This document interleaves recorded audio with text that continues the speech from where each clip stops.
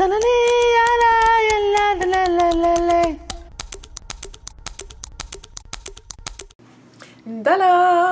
Donc bonjour à tous, je vais vous parler aujourd'hui de la science et de la spiritualité. Je sais qu'il y a beaucoup de personnes pour qui la science est très importante, qui amalgament même les deux, qui vont dire que la spiritualité est une science sacrée. Pour moi, je dirais que la spiritualité n'est pas une science. De mon point de vue. Je pense que la science est quelque chose qui est né vraiment par la suite, qui est une catégorie à part en elle-même, et que la spiritualité est une catégorie à part en elle-même, et que parfois ces deux-là se touchent, et là on a justement l'ampleur des nouvelles études scientifiques qui vont vous dire, par exemple, les nouvelles études qui vous disent que les bienfaits de la méditation, comment la méditation peut vous aider à vous calmer, à faire face à certaines douleurs chroniques, etc. etc. Mais pour moi, ça ne fait pas de la spiritualité une science. Je pense que la science, pour moi, vient pour valider certaines choses. Je pense qu'il y a certaines personnes que, tant qu'il n'y a pas un peu ce label de scientifique dessus, tant qu'il n'y a pas un peu des études qui ont été faites, quelque chose à prouver, ils vont pas y toucher, ils vont pas y regarder, ils vont même pas contempler le faire, etc. Et donc, il y a cette importance-là de regarder ces choses-là et de se dire que pour moi, la science est un peu toujours en retard. Donc, je n'attends pas que la science vienne valider mes expériences. Je n'attends pas non plus que la science vienne me prouver certaines choses. Je suis très très contente et je suis satisfaite de l'expérience que j'ai. Je n'ai pas besoin qu'il y ait une validation externe, scientifique ou autre.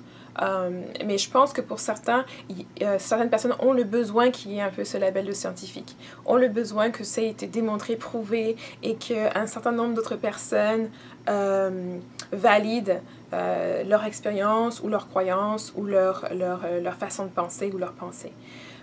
Moi, de mes expériences, je sais qu'il y a certaines choses que la science n'a aucune réponse pour justifier ou pour démontrer certaines choses que j'ai vécues.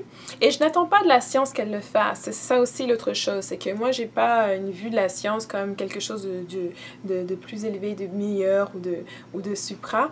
Je vois la science comme un élément, une catégorie, comme je verrais. Pour moi, la science, c'est comme la philosophie, c'est comme la religion, c'est tout comme une catégorie à elle-même, une catégorie qui essaye parfois de faire le pas justement de nouer avec la spiritualité, en justement ayant cette démarche pour essayer d'observer de façon plus ou moins objective et de rapporter, de donner des données sur ce qu'elle observe. Et je dirais plus ou moins objective parce que dans toute étude, on peut démontrer ce qu'on veut démontrer dépendamment de la façon dont on établit les études. Donc, je suis une chercheuse, j'ai de la facilité à savoir ça, que toutes les études peuvent être faites d'un certain angle où on trouve exactement ce qu'on cherche, sans pour autant nécessairement toucher à la vérité, ou toucher à quelque chose qui est honnêtement objectif dans le sens où on n'a pas de notions préconçues et que ces notions-là ne viennent pas empiéter sur notre conception de l'étude ou notre présentation des résultats qu'on recherche. Et donc, ceci étant dit, c'est que il y a des personnes qui ont besoin de cette validation, qui ont besoin que leur expérience spirituelle soit quelque part soutenue ou sous-entendue sous des traits scientifiques, qu'ils puissent démontrer aux autres, qu'un certain groupe de personnes puissent avoir la même expérience qu'eux. Et je pense que ce sont ces personnes-là qui sont sur ce cheminement-là, qui font un peu le pont. Ils essayent de faire le pont entre la spiritualité et la science. Pour moi, la spiritualité et la science sont deux choses à part qui parfois justement se touchent. Et là où ils se touchent, c'est là où on obtient justement les études, comme les études sur la méditation, comme les études sur d'autres outils spirituelles, et des études qui ont été faites sur les yoni par exemple, qui prouvent qui démontrent que l'utilisation de l'œuf a des bienfaits physiologiques. On peut voir que les femmes qui par exemple avaient des problèmes de sécrétion vaginale ou qui avaient des problèmes de libido voient des résultats immédiats, et pas seulement avec des œufs mais avec d'autres outils aussi.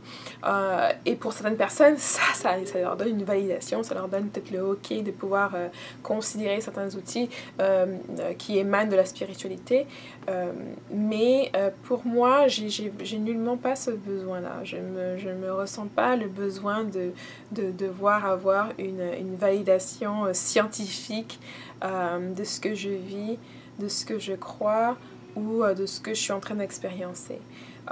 Et je sais qu'il y a des personnes, j'ai eu des conversations avec des personnes qui sont vraiment très très scientifiques et qui parfois voudraient que j'ai cette aspiration. Et vraiment, malheureusement, je ne l'ai pas. Franchement, quand je rêve, j'ai pas besoin qu'on me mette un casque sur la tête pour me dire les ondes et les vibrations que je suis en ce moment-là. J'ai vraiment pas besoin de ça pour savoir ce que je suis en train de faire ou savoir ce qui se passe ou pour obtenir les connaissances ou la sagesse que j'ai besoin d'y puiser. Au contraire, je pense que on peut mettre les appareils, on peut noter les vibrations que mon cerveau envoie et les neurones et tout ça, mais ça ne vous donnera aucune indication sur ce que je suis en train de vivre à ce moment-là. Ça ne vous donne aucune indication sur le rêve que je suis en train de voir. Et je sais qu'il y a des études qui essaient de pousser de plus en plus loin pour peut-être un jour arriver à ce niveau-là. Mais c'est juste pour dire que pour moi, la science est toujours un peu en retard. Le moment où la science arrive à quelque chose, ceux qui sont en train de l'avant, qui étendent leurs connaissances, sont déjà tellement plus loin que j'ai du mal un peu à joindre les deux. Mais je sais que pour certaines personnes, c'est très important. Aussi, c'est pas parce que moi, je trouve que la science et la spiritualité ne sont pas des amalgames que j'aime pas la science. J'adore la science. Au contraire, moi, j'ai des jeunes amis j'ai plusieurs amis quand ils parlent de leurs projets scientifiques, ils sont des ingénieurs qui travaillent là-dedans. Je suis fascinée, ça me fascine. Peut-être fascinée par le domaine dans lequel ils travaillent, mais aussi fascinée par leur fascination de ce domaine-là et par leur passion de ce domaine-là et par leur engouement peut-être aussi. Et donc la science, oui, moi je regarde, je suis une chercheuse moi-même, donc je regarde les études scientifiques, j'y prends cours, etc. Mais je n'ai jamais l'attente que la science va nous révéler des choses que la spiritualité ne nous a pas encore révélées. J'ai pas encore vu ça. La science parfois nous donne d'autres moyens d'atteindre ces mêmes objectifs spirituels et je pense que la spiritualité était là bien avant la science. Et quand je dis science, parce que ça peut être aussi mécompris, j'aurais peut-être dû le dire au début de cette vidéo, c'est la notion selon laquelle il faut avoir un minimum de consensus sur une chose pour qu'elle devienne un fait ou pour qu'elle devienne quote-unquote réelle. Et je pense que par exemple, quand on écoute les leçons ancestrales de certaines tribus, on voit que le jargon scientifique n'est pas utilisé, on voit que c'est plutôt l'histoire, c'est plutôt comment on raconte les choses qui sont très importantes. Et ça, je trouve que c'est quelque chose qu'il ne faudrait pas perdre au fur et à mesure que les gens se tournent vers la science en tant que telle et qu'ils laissent derrière justement la façon de narrer les histoires, la façon de conter une histoire qui détient des connaissances que la science n'a même pas encore effleurées. Un exemple typique pour les connaisseurs, ce serait justement ceux des Dogons, je veux dire, qui parlaient dans leur tradition ancestrale d'un système solaire qui n'était même pas détectable avec la technologie de l'époque et qui n'avaient pas besoin qu'on leur dise qu'il était impossible de voir aussi loin, qu'il était impossible de vérifier de ce qu'ils disent. Je pense qu'ils n'avaient pas besoin de cette validation externe, ils étaient satisfaits des connaissances que leurs ancêtres leur avaient léguées et ils étaient aussi confiants dans les connaissances qu'ils avaient, qu'eux avaient le moyen de vérifier, qui avaient été vérifiées dans leur ethnie pendant des générations aussi. Donc quand la science a finalement eu la technologie de voir ce système solaire dont ils parlaient dans leur tradition, maintenant on veut en amalgamer pour faire de leur tradition une science.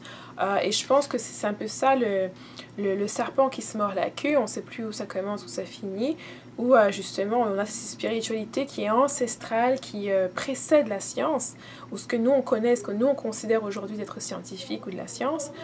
Et là maintenant on essaie de faire un retour et de dire qu'en fait c'est la science qui précède ça ou que c'est la science qui est intégrée à ça. Et je pense que c'est important qu'on garde en fait le côté narration et le côté conte et le côté partage qui n'a rien de scientifique en lui-même.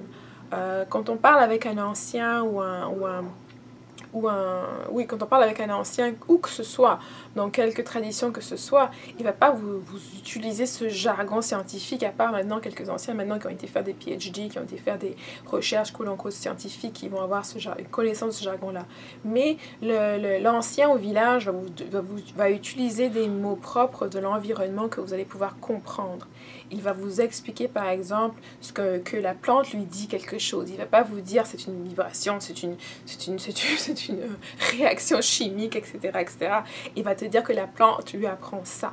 Maintenant, ça peut être traduit de 1001 façons selon justement l'œil que vous voulez porter dessus. Si vous voulez porter un œil scientifique, vous allez pouvoir justement parler de vibration, parler de réactions chimiques, etc., etc. Si vous voulez mettre un terme, un œil religieux dessus, ça va être par exemple l'incantation de génie, l'incantation de Dieu, manifestation de Dieu, l'Esprit Saint, etc., dépendamment de quelle religion vous êtes. Donc, toute religion ou toute autre perspective externe à sa culture peut avoir une façon de percevoir ce qu'il est en train de dire, mais je pense que du haut B à bas, au minimum, c'est une histoire qu'il vous raconte. C'est comme un partage de quelque chose qui s'est passé, de quelques faits, et je pense que parfois, lorsqu'on essaye de forcer la science sur quelque chose qui n'a pas besoin de l'être, enfin, ça c'est mon avis, je pense que tout n'a pas besoin d'être scientifique. Tout n'a pas besoin de faire norme de la science telle qu'on le connaît aujourd'hui. Et je pense que ça aussi, c'est une lacune quelque part et une faille que les gens ne comprennent aussi pas forcément. Que la science ne s'applique pas à tous. Même dans les études scientifiques, on va voir qu'il y a un certain nombre de participants. Les résultats sont basés sur un certain groupe de personnes qui ont été choisies pour faire partie de cette étude-là et qui reflètent un certain ensemble de connaissances et de données qui ne sont pas forcément applicables à tous. Si vous prenez par exemple n'importe quel médicament, vous allez voir que sur le côté, il y a des effets indésirables. Et je pense qu'il y a beaucoup d'entre vous, d'entre nous, qui ont utilisé des médicaments sans percevoir ou sans avoir aucun de ces effets indésirables-là.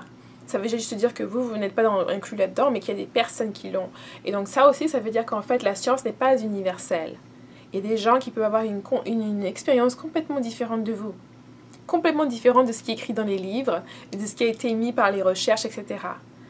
Et je pense que ça, c'est aussi important de donner la valeur justement à votre propre expérience. Parfois, vous allez pouvoir commencer à douter de vous-même en vous disant que vous n'entrez pas dans le moule, vous n'entrez pas dans ce que la science vous dit.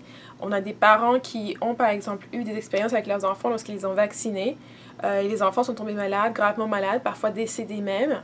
Et puis ils vont se dire parce que la source commune, la science nous dit que les vaccins sont efficaces, etc. On va se dire forcément la source doit être autre. Mais parfois, il faut faire face en disant que oui, il y a les vaccins ont un certain niveau d'efficacité pour certaines personnes, mais pas pour tout le monde. Et ils peuvent être fatal pour certaines personnes. Et donc, c'est important de savoir ça. Et c'est important de savoir qu'au fin de compte, parfois, l'idée scientifique de dire que c'est bon à arriver à un certain niveau de nombre de personnes, c'est bon pour tous. Vous pouvez ne pas faire partie de ce tous. Et vous pouvez avoir une réaction individuelle qui était inattendue parfois, qui était même indécelée. Et c'est bien pour ça que parfois votre médecin va vous dire, lorsqu'il vous prescrit quelque chose, il vous dira, est-ce que il fera le suivi avec vous pour savoir si vous avez des réactions indésirables qui n'étaient pas notées avant, qui n'étaient pas anticipées. Parce que à la fin de la journée, vous êtes un individu, vous êtes unique. Et donc votre expérience va être unique. Vous pouvez avoir peut-être l'opportunité ou la chance de tomber à ce que votre expérience soit commune à celle d'autres personnes et tomber dans ce groupe-là. Mais parfois, vous pouvez aussi être tout simplement avoir une expérience qui est complètement différente. Et c'est OK. Donc c'est pour ça que parfois la validation scientifique ou l'attente de validation scientifique peut vous nuire parce qu'elle peut vous pousser à dénier ou à dénigrer votre propre expérience. Moi, c'est quelque chose que j'ai jamais eu le besoin de ressentir. J'ai jamais ressenti un besoin que ce que je vis doit être scientifiquement démontré ou qu'il doit y avoir justement des données scientifiques en dessous de ce que je vis. La méditation, je m'y suis donné de temps avant même de savoir. J'ai été appelée par ça, je l'ai découverte et puis j'ai vu les résultats tout de suite. J'avais pas besoin d'avoir... J'ai eu les résultats au niveau personnel. J'avais pas besoin qu'on me montre des études pour essayer de me convaincre ou me démontrer ci et ça. Et je pense qu'il y a une partie de nous qui n'avons pas besoin de cette validation-là.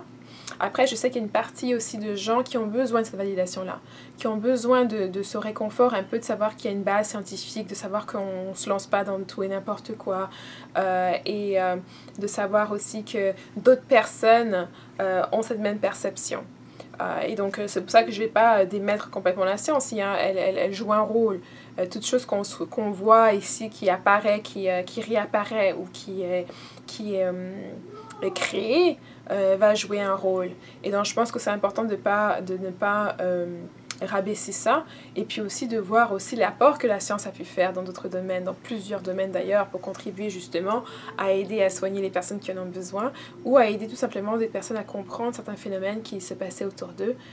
Parce que justement, parfois, les histoires et la façon dont les connaissances sont passées ne résonnent pas avec tout le monde. Donc pour moi, la science est juste un autre cheminement qu'on peut prendre.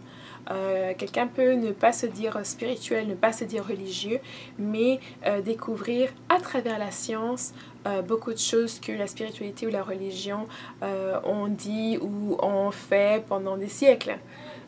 Et donc, je ne veux pas que cette personne-là soit vue comme quelqu'un qui est moindre, pas du tout. Moi, je pense que c'est juste quelqu'un qui est sur une différente longueur d'expérience et qui a le droit d'être sur ce cheminement-là. C'est un cheminement de plus qui va nous enrichir nous tous parce qu'on sait bien que la science a aussi fait beaucoup de contributions positives et son apport est important et intéressant parce que ça nous permet aussi de calibrer là où on se trouve, là où elle nous emmène et de s'assurer que justement elle ne nous emmène pas trop loin de la nature et de ce qui est naturel, mais qu'elle nous emmène sur des sentiers qui vont pouvoir nous servir et soutenir l'amélioration de soi et nous soutenir dans la vie du quotidien. Donc, laissez-moi savoir dans les commentaires qu'est-ce que vous pensez de la science et de la spiritualité. Pour vous, peut-être que c'est la même chose. Pour vous, peut-être que la spiritualité est quelque chose de scientifique. Ou alors, pour vous, peut-être que la science essaie justement de rattraper la spiritualité et de prouver justement les différents aspects qui peuvent être prouvés dans différents domaines pour que ça donne une certaine validation à ça. Et peut-être que vous êtes aussi de ceux qui voyant ça... la même chose, qui voyons ça peut-être un amalgame que la science et la spiritualité et qui n'a pas vraiment besoin de faire cette division ou de faire cette comparaison-là. Donc merci d'avoir été avec moi et puis je vous vois dans la prochaine vidéo. Bye bye.